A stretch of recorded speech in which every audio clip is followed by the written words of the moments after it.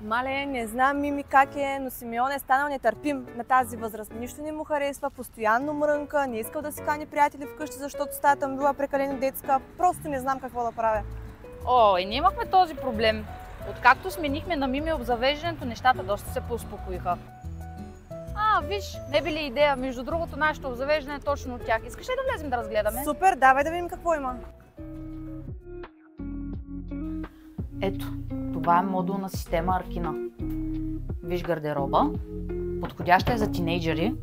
Виж, гардероба е ъглов. Няма ли да подхожда? Той ще пасне идеално вкъщи. И аз така Неговата мисля. стая е точно така разположена. На модули може да се размества както на теб ти харесва, Има по-скоро както място. на него му харесва. Подходяща е и за момичета, и за момчета. Това е спалнята. Да, спалнята си е големичка.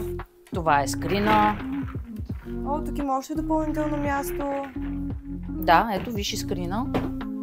И какво казваш? Мога примерно да си избера няколко Може неща и да си ги и комбинирам. да ги комбинираш, да разместиш както на теб ти харесва.